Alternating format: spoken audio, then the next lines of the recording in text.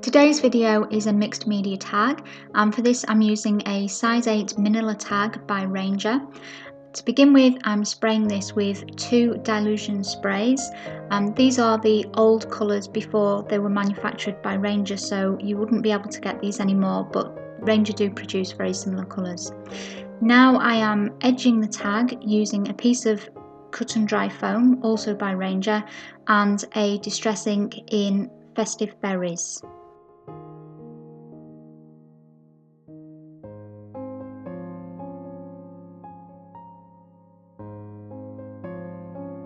This is an indigo blue script background stamp, and I'm going to use this with spiced marmalade to create the background.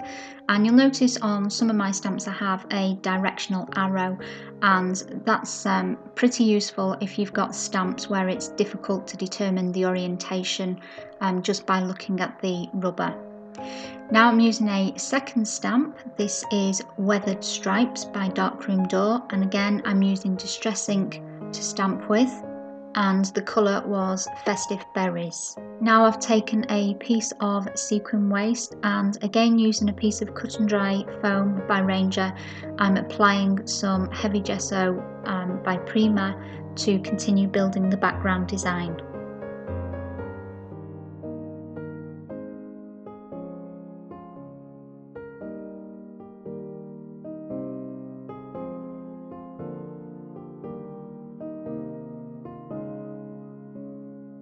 This is a piece of Cryogen cardstock, and I'm using this because I want to use Copic markers.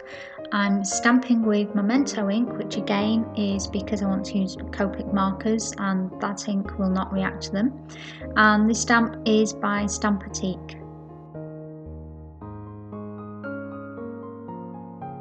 Now I'm going to colour the image, and for this I've chosen Copic markers from the YG family, so I have 21, 23, 25 and 17, and I'm starting with the lightest of these colours, which is YG21, and then I will build up the depth using the darker shades.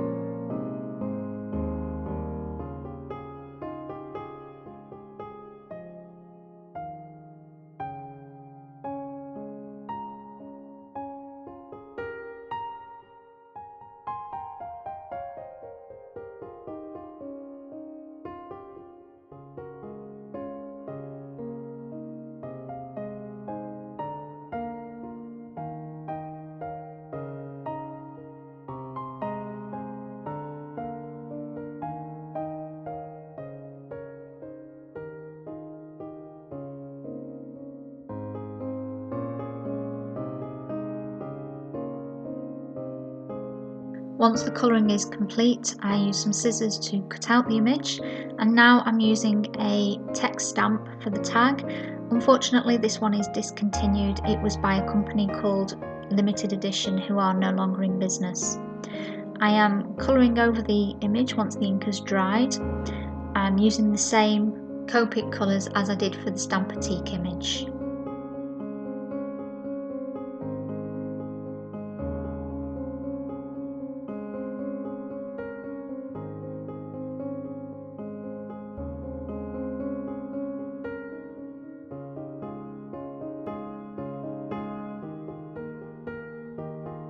Here I'm figuring out the placement of the images so that I can add the ground for the little Stampotique monster to stand on.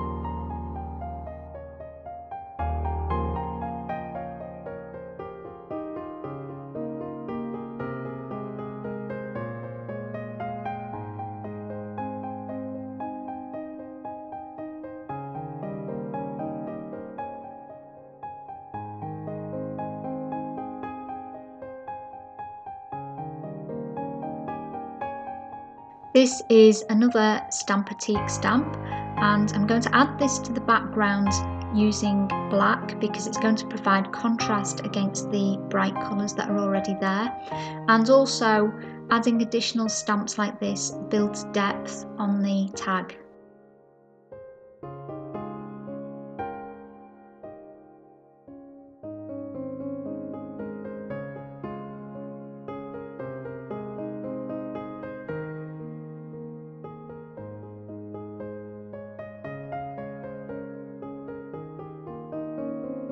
This is a Faber-Castell Pitt pen with a brush nib, and I'm using this to complete the design where it ended on the stamp so that it looks more finished.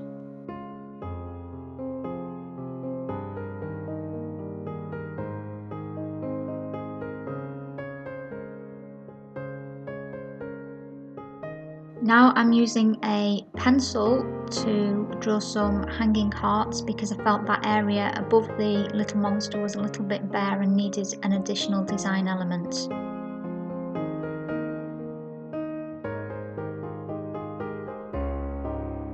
Now I'm using the Faber-Castell pen to go over the pencil marks so that I can see the design more clearly.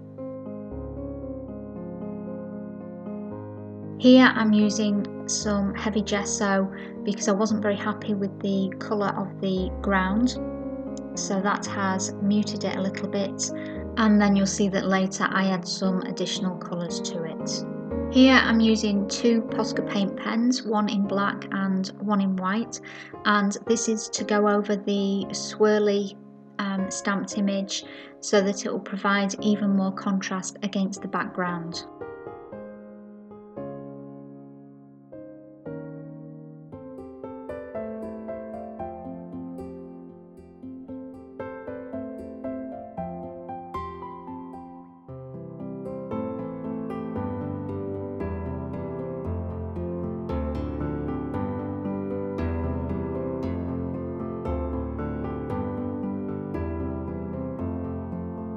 Now I'm adding some additional colour to the little monster stamp, and I hadn't done this previously because I hadn't decided on which colours I wanted to use.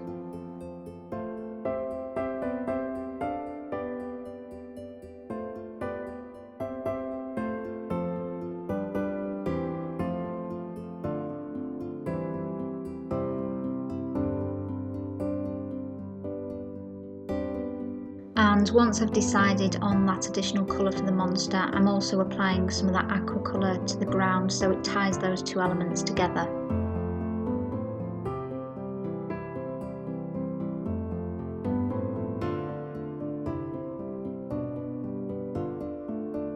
Now I'm taking the text stamp and I'm also adding that aqua colour around the outside of that, and in addition I create a base that has been coloured with the same aqua tones that I've used on the monster and on the ground.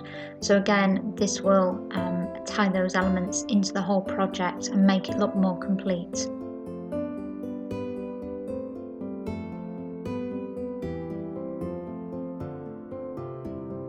It's at this point that I decide the hanging hearts on the project would look better if they're in the same Copic colours.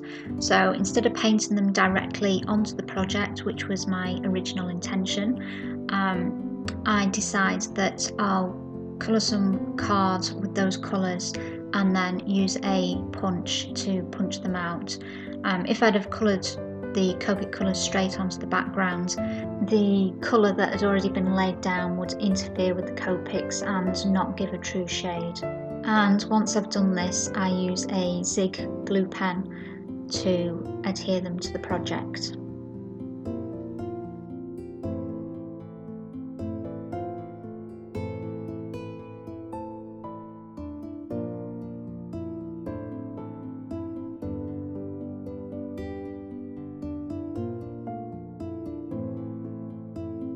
Now I'm taking my archival black ink pad and using that directly over the edges of the frame that I created for the text.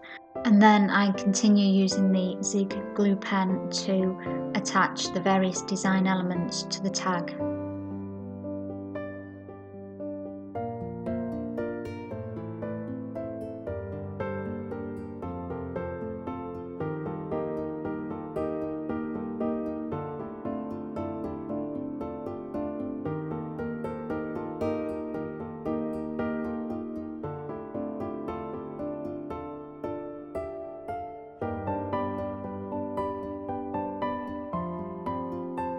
Here I'm using a micron pen by Sakura, and this is to give some definition to the hearts and add that black colour which features in other areas of the tag, so it makes it all become more cohesive, and just adding a little bit of that to the ground also.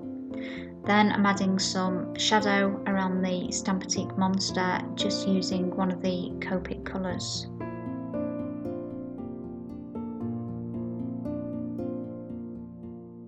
Next, I'm using the archival black ink pad all the way around the tag to edge it and provide a frame for the design.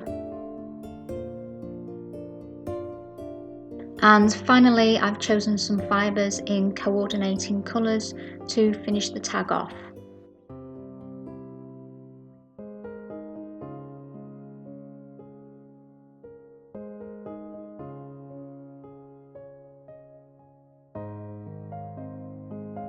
And here is the finished tag. I hope you enjoyed watching. This particular project was created as a gift for a young man who lives in Australia. So I'd like to say hi to Justin and his mum Mandy, as well as Jen, who contacted me to tell me how much her grandson enjoys my videos. I hope you like it, Justin, and thank you for watching my channel. As usual, there will be a link to the full product list in the video description, as well as my social media links. And thank you to everybody else who watches and subscribes to my content.